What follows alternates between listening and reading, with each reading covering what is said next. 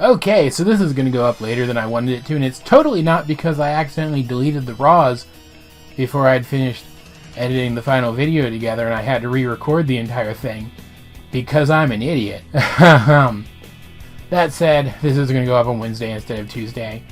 Again, that's twice in a row that Titans Tuesday has turned into the far less alliterative Titans Wednesday.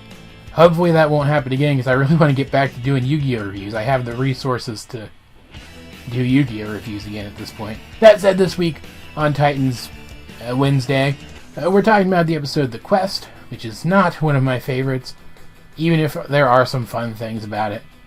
In this episode, Robin, while attempting to thwart a robbery of a very ornate martial arts staff, ends up coming up against a fellow martial artist, this guy, who is able to defeat him, sort of. We'll talk about that in a minute.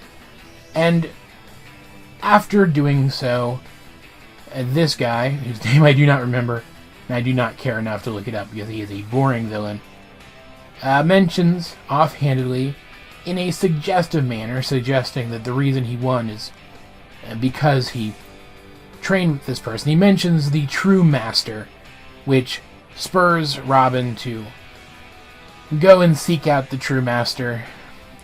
And then this basically becomes a martial arts quest movie, which is fine. I'm not saying that it's a bad thing. It's just, it's a 20-minute show. There's not a lot of room for a plot like that to unfold here. Robin just up and leaves the tower. He goes to this village at the base of a mountain and bumps into this wise old lady who is definitely not the true master, guys, we promise. And she advises him that if he wants to train with the true master, he must make it to the top of the mountain where the true master lives before sundown. So he attempts to do that, facing off with 3 guardians on the way. At first a bear, then a snake, and then a monkey. And it's one of those kinds of things where he has to learn a lesson in order to overcome each of them, and each of those lessons will be important later on in either the climax of the story, in his training, or in both. But he does overcome them, bumping into the old woman a couple more times on his way up, and she just is more and more obviously the true master every time he bumps into her. And that's one of my major problems with the episode. This is Robin. He was trained by Batman, the world's greatest detective, and he is no slouch when it comes to detectiving himself. He should have realized who this person was, and she even hints at one point, saying something along the lines of he will be able to see the true master when he is ready to, or something. It's strongly hinted that if he had just realized she was the true master right away, she would have taken him in and trained him. But instead, he has to be dense for the sake of the plot and continue climbing the mountain.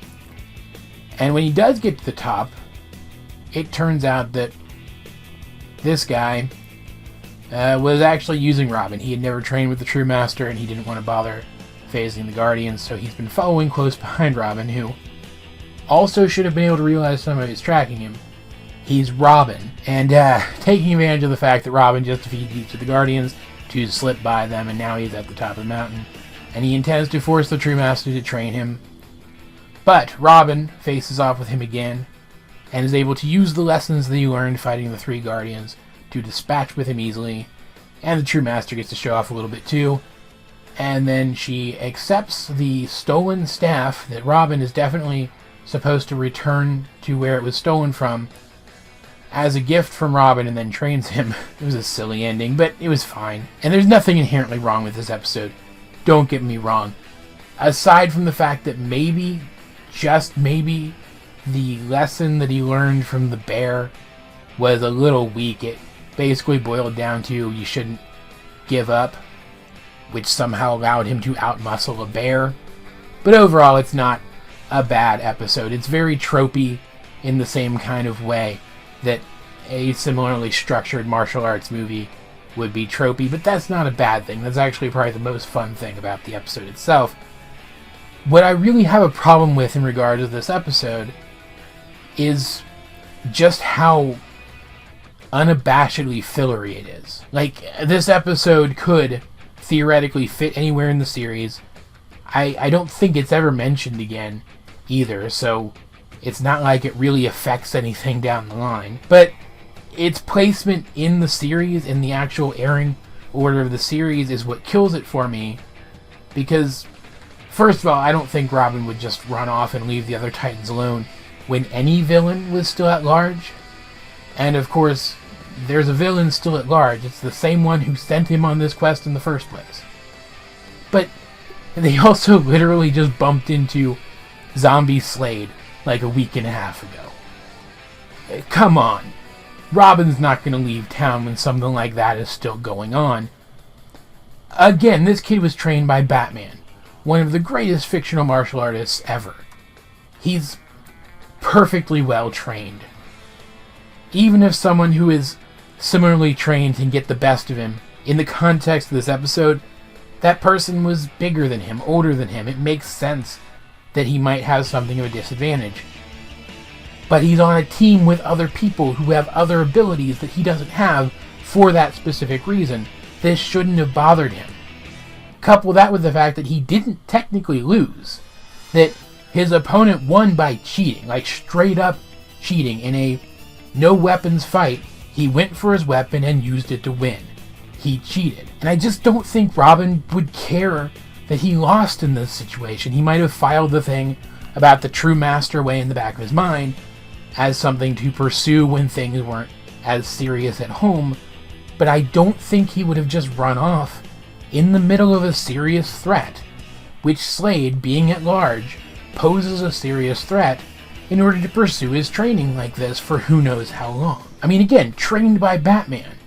He would know how to train himself to improve in areas where he finds that he's lacking. So even if he legitimately thought that he was an inferior martial artist to this particular villain, he would have just gone home, determined where it was that he was weaker than this person, and then trained in those areas. That's a thing that he would do. So it's the premise of the episode that really kills it for me, but if you can get past that premise, including the fact that apparently he wasn't able to figure out the various obvious twist about the old woman, then I'm sure you'll enjoy the episode well enough.